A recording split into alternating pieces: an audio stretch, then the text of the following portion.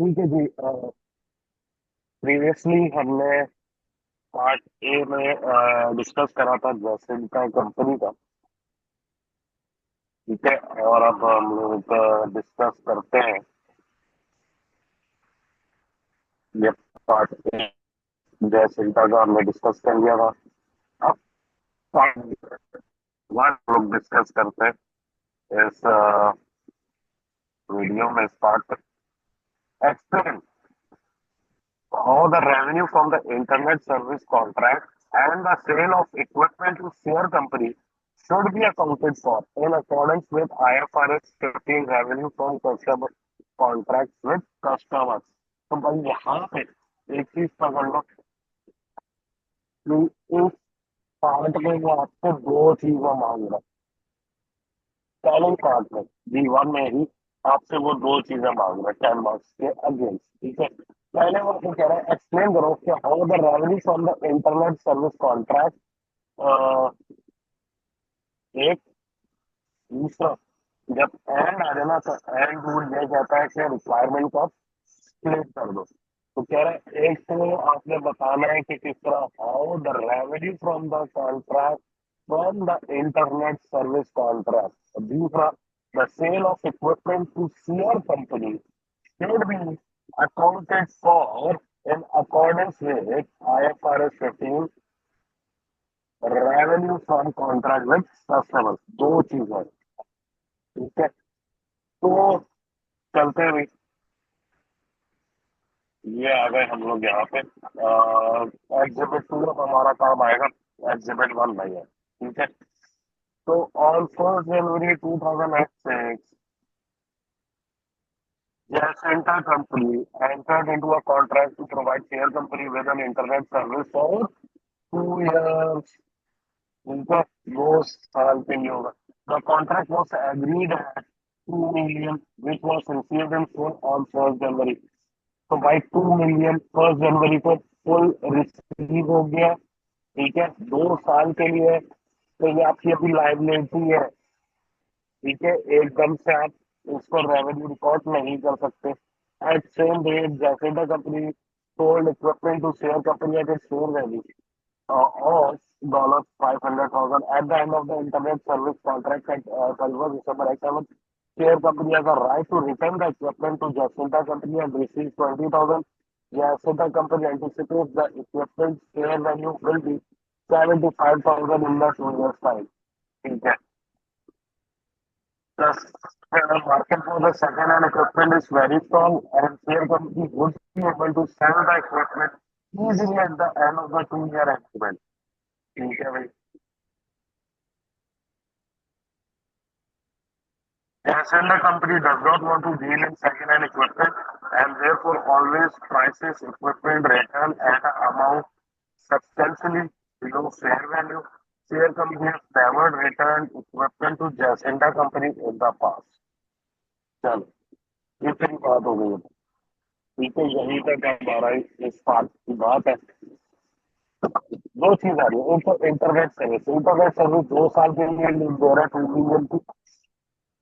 ठीक है। तो भाई 82 मिलियन आपके जो है वो क्या लाइबिलिटी है और मंथली बेसिस पे प्रोरेट बेसिस पे 2 मिलियन आप इसको कर लो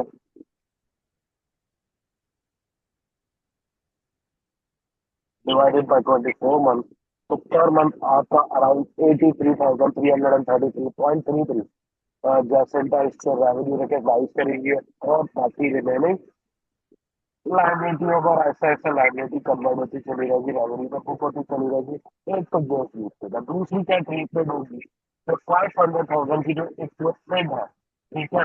वो at the end of 2 years contract share company के पास राइट है कि वो रिटर्न कर दे जैसेंटा को और रिसीव कर ले पहले 20,000। ठीक है।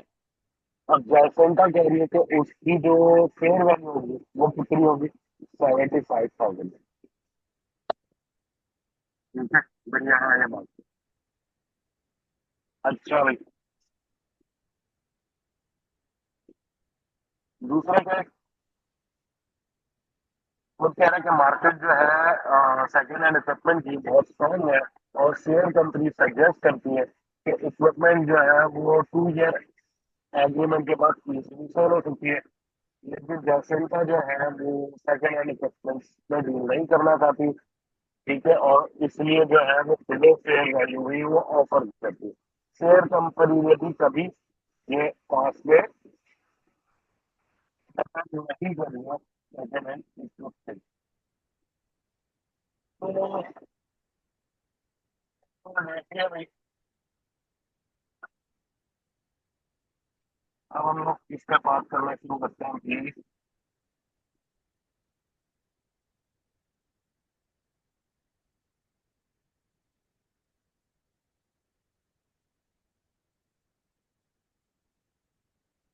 इंटरनेट सर्विस कॉन्ट्रैक्ट क्या है भाई? क्या बोलूंगा मैं, according to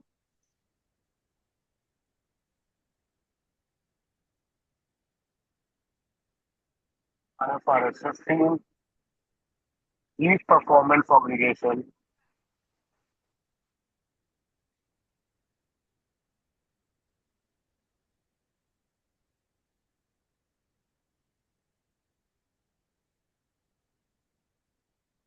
requires the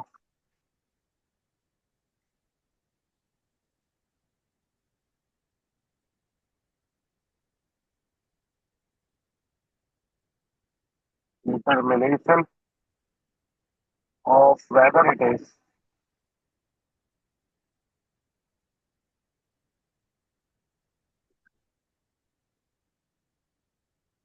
satisfied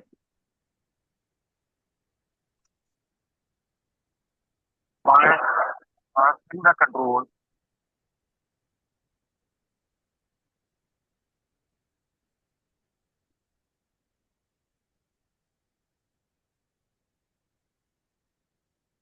of goods or services over time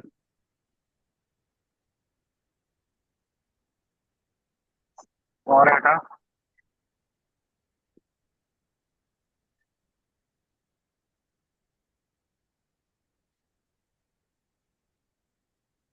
point in time। ठीक है भाई, तो हमारे 15 क्या बात कर रही है कि हर परफॉर्मेंस ऑब्लिगेशन की रिक्वायरमेंट है कि आपने डिटरमाइन करना है कि क्या ये सेटिस्फाई कर रहा है कि कंट्रोल ट्रांसफर हो रहा है गुड्स और सर्विसेज का ओवर द टाइम या टाइम और क्या पे पॉइंट इन टाइम। ठीक है, आगे बात करते हैं। अब इसको जरा क्या करते हैं, सिनेरियो से कनेक्ट करते हैं। ठीक है, और पहले हम लोग बात किसके ऊपर करेंगे, इंटरनेट सर्विस कॉन्ट्रैक्ट की। With regards to the internet service contract,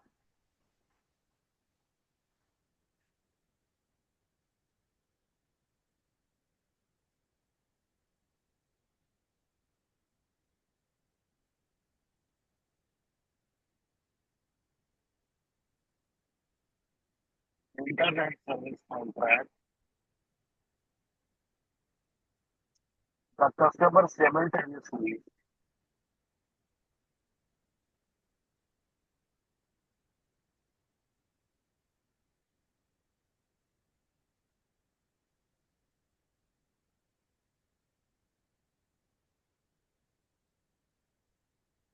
receives and consumes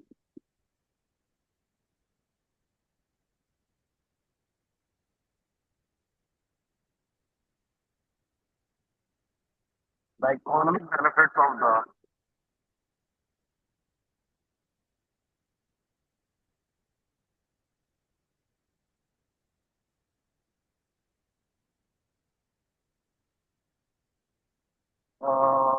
economic benefits of the provided service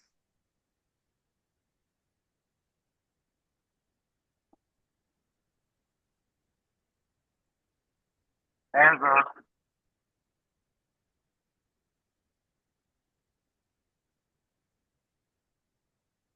the center company has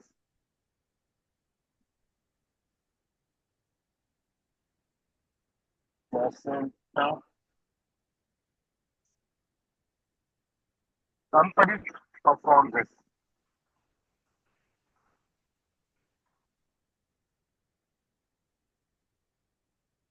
ठीक है, तो यहाँ पे मैंने क्या बात करी कि S R S internet service contract system पर कस्टमर जो है वो सिमिल्टेनियसली रिसीव कर रहा होगा, कंज्यूम कर रहा होगा इकोनॉमिक बेनिफिट, जो कि जैसे क्या पूरी परफॉर्म कर रही है।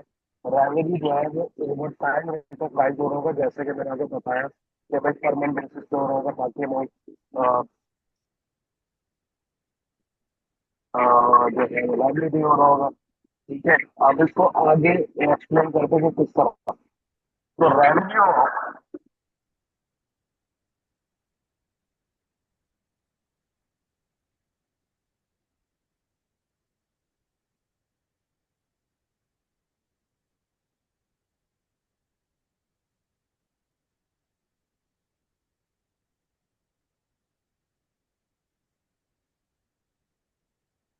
तो रेवेन्यू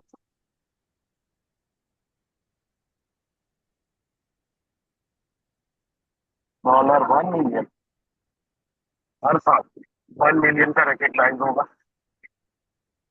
ठीक है, 1 मिलियन एक साल का, 1 मिलियन एक साल का, टोटल 2 मिलियन है ना। 1 मिलियन विल बी रिकग्नाइज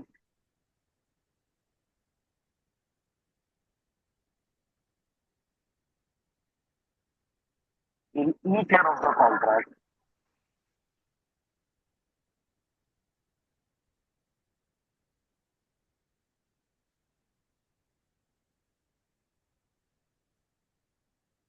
एक बात हुई,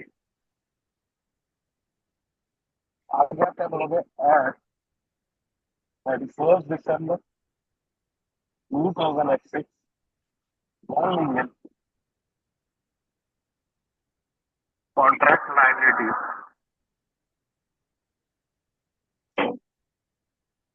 contract liability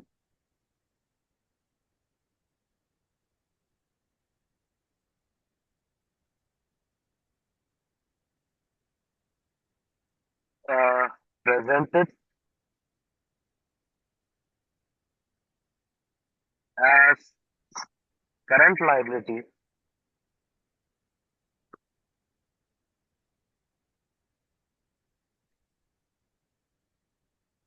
on statement of financial position। ठीक है, तो रेवेन्यू हर साल कितने गए भाई, 1 मिलियन का रिकॉग्नाइज हो रहा है, और 31 दिसंबर एक्सिक्स 1 मिलियन की कॉन्ट्रैक्ट लाइबिलिटी रिकॉग्नाइज हो रही होगी आपकी एसपीएफपी में। ये हमने इस पार्ट का 5 मार्क्स कवर कर लिए। क्यों सर, अब आगे क्या है, वो इक्विपमेंट याद है, इक्विपमेंट के ऊपर भी बात करनी थी, तो अब हम लोग किसके ऊपर बात करेंगे, इक्विपमेंट के ऊपर। ये मैंने हेडिंग दे दी इक्विपमेंट की। अच्छा भाई, इस पार्ट पे ऊपर कोई खास कैलकुलेशन नहीं थी, तो इतना पार्ट आप वर्ड पे ही लिख लो।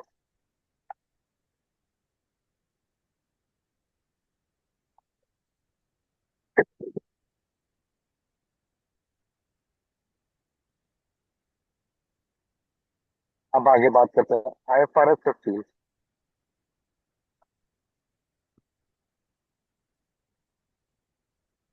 States that if a customer has a right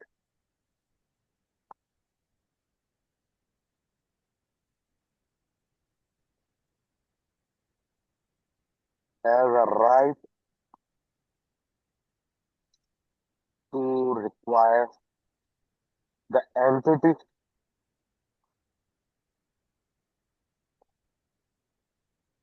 to repurchase the asset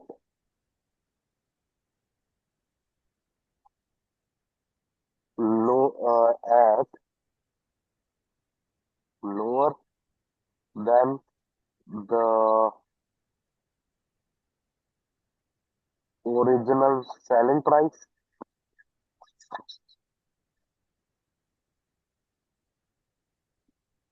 then the entity must assess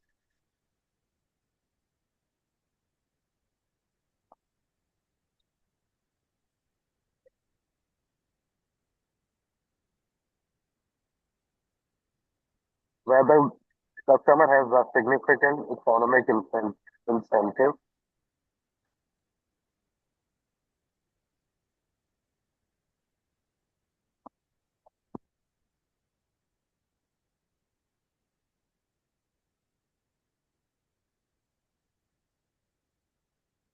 has a significant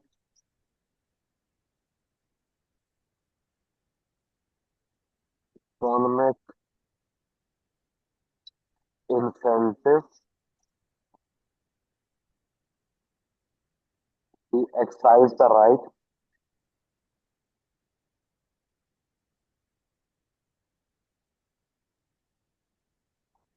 a key factor to consider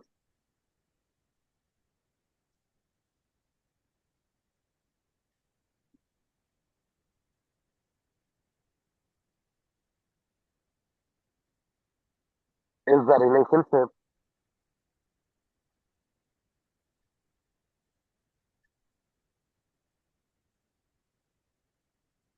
between the repurchase price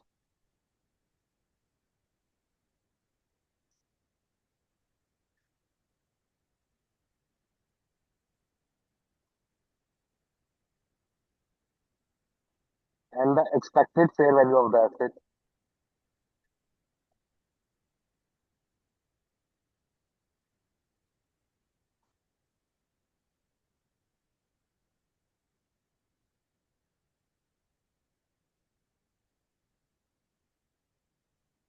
At the date of repurchase.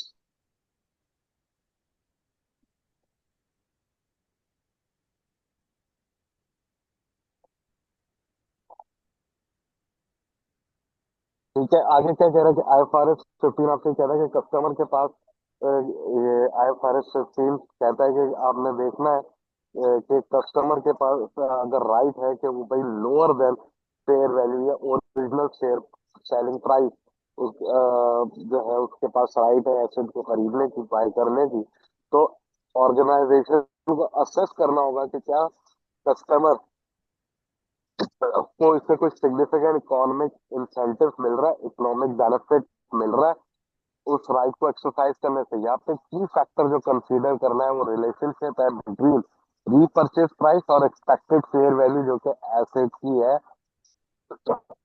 Eight the date of repurchase. ठीक है, अच्छा जी, अब आगे बात करते हैं। If the customer has a significant economic incentive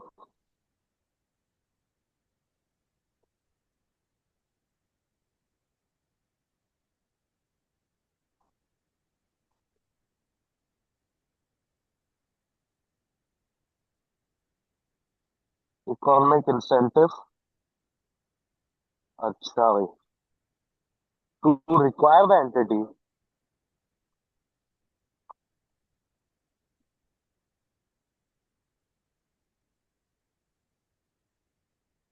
to require the entity to repurchase the asset.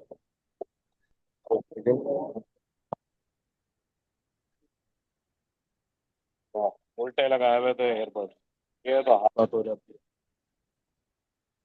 To require the entity to repurchase the asset,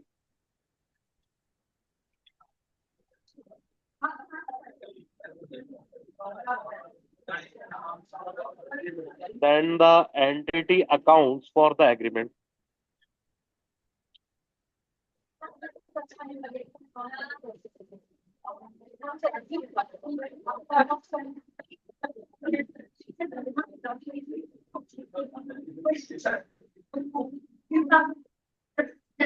As a lease, unless the contract is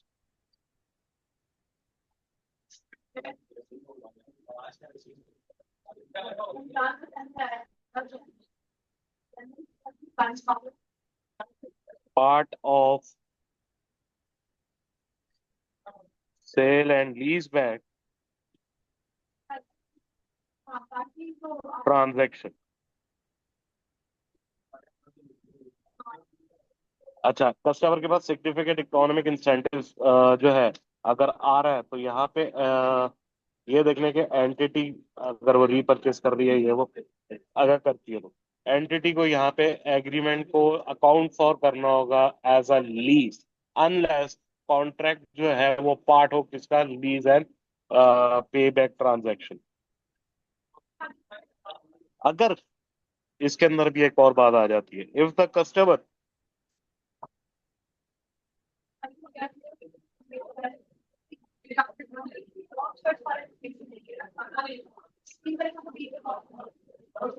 does not have significant economic incentive,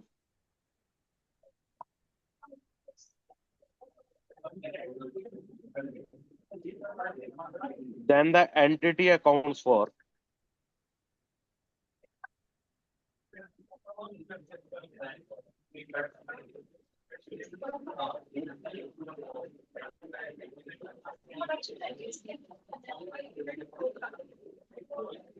the agreement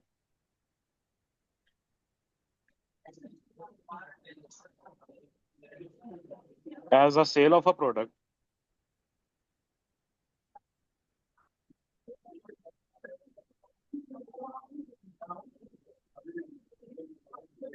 with a right of return।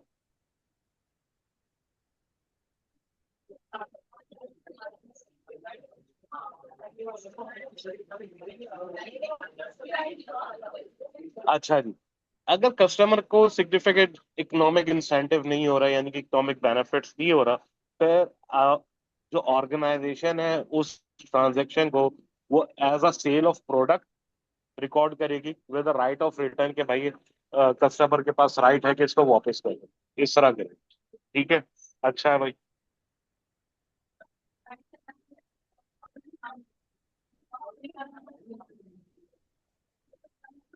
अब हमने बात कर ली, conceptual बातें कर ली। अब इसको connect करते हैं सिनेरियो के साथ। तो यहाँ पे हम लोग कहेंगे share company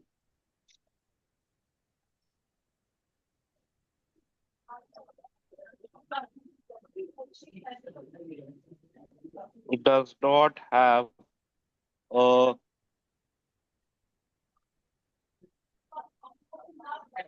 significant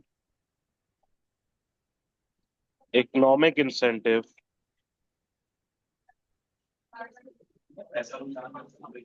to require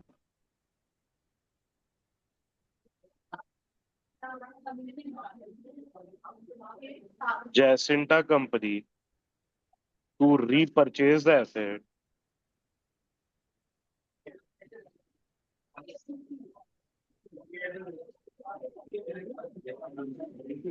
repurchase the asset because the repurchase price of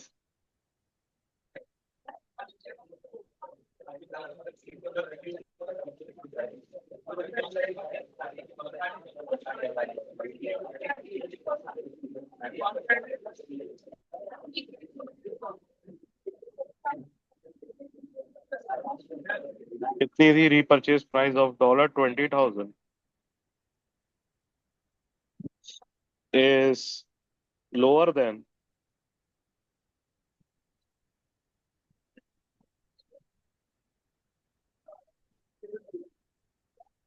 $75,000। ठीक है, तो शेयर कंपनी के पास सिग्निफिकेंट इकोनॉमिक इंसेंटिव तो आ नहीं रहा, कोई बेनिफिट नहीं आ रहा, क्योंकि जैसेंटा कंपनी उसको वो $20,000 का सेल कर रही है। रीपरचेज प्राइस कितनी है कि वो $20,000, जो कि फेयर वैल्यू से कम है।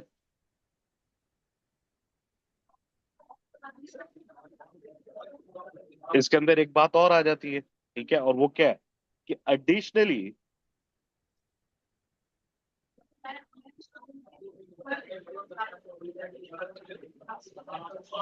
The market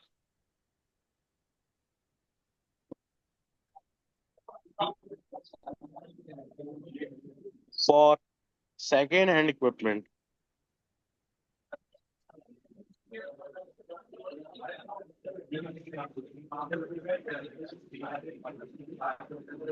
is very strong, and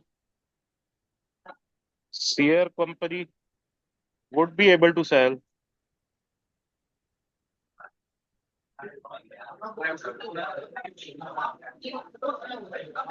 the equipment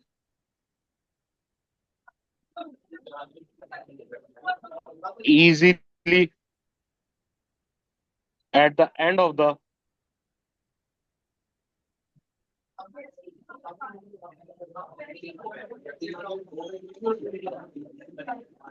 2 year agreement.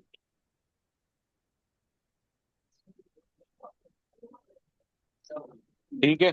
Additionally market जो है सेकेंड हैंड इक्विपमेंट की काफी स्ट्रांग है. शेयर कंपनी इजीली इसको out of the market sell कर सकती है. तो राइट ऑफ रिटर्न तो जाहिर है इस एक एक और रीजन आ गई.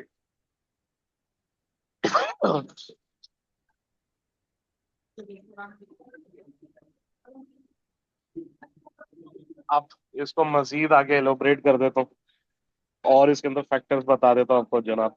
आपको ठीक है. Therefore Jacinta company has transfer control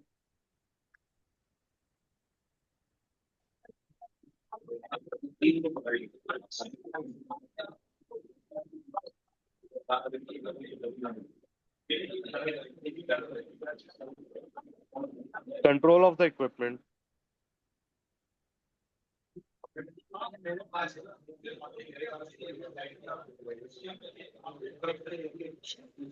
to share company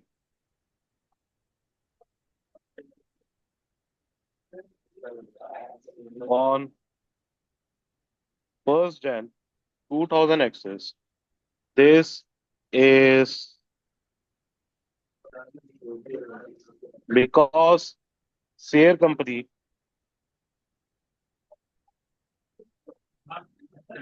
is not limited in its ability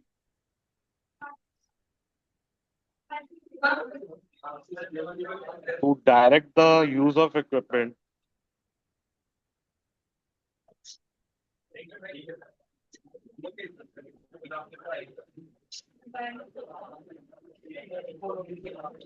or its ability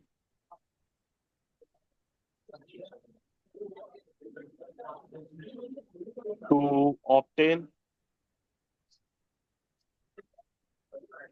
substantially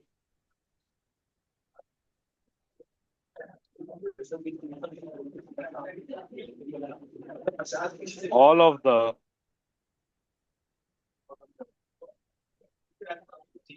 remaining benefits from the equipment.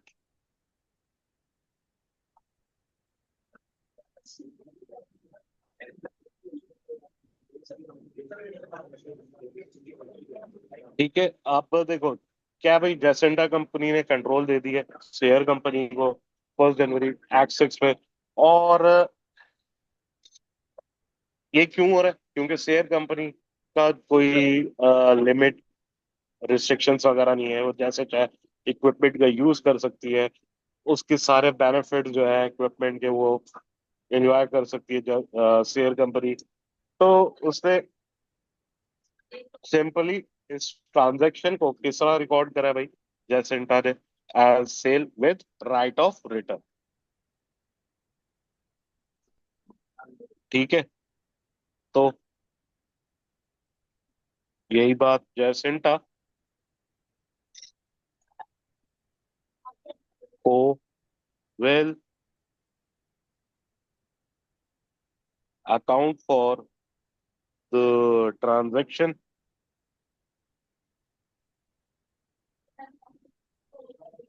as a sale with right of return.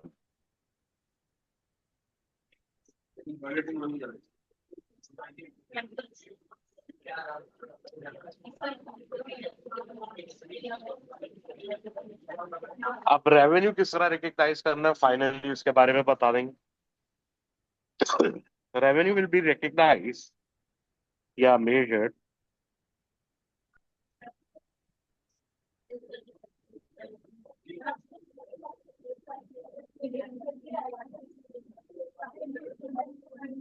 at the gross transaction price of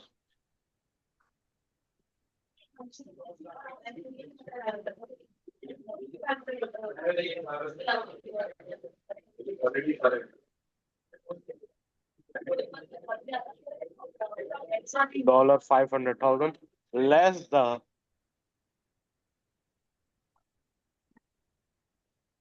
expected level of return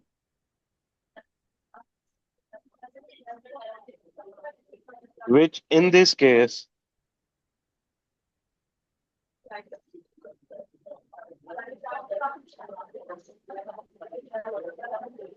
will be nil.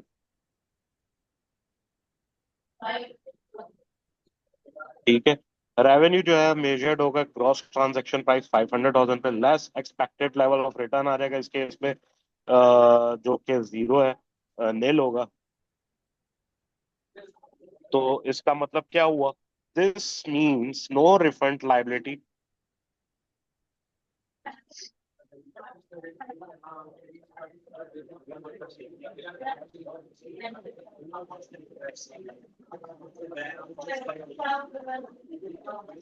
this means no refund liability or return asset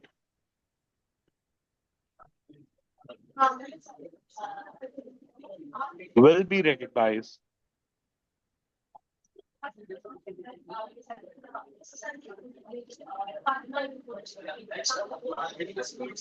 ठीक है. कोई refund liability जो है वो recognise नहीं हुई है. Finally एक छोटी सी बात, जैसिंटा company will update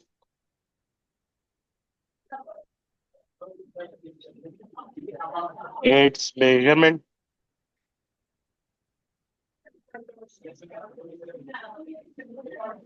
of the refund liability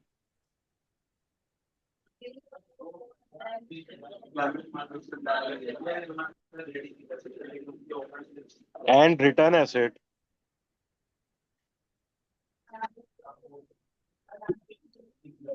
at each reporting date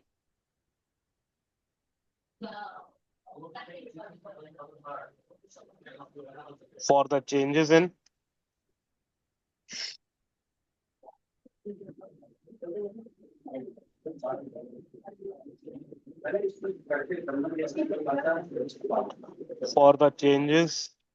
in expectations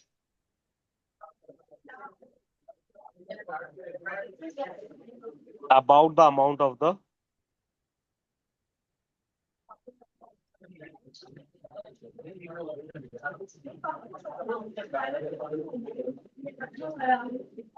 refund. ठीक है. सो यहाँ पे हमारा ये वाला पार्ट भी कंप्लीट हुआ भाई. P1. ठीक है. आई होप क्लियर होगा. कोई सवाल वगैरह हो तो व्हाट्सएप वगैरह पे पूछ सकते हैं. That's it for now. Allah Hafiz.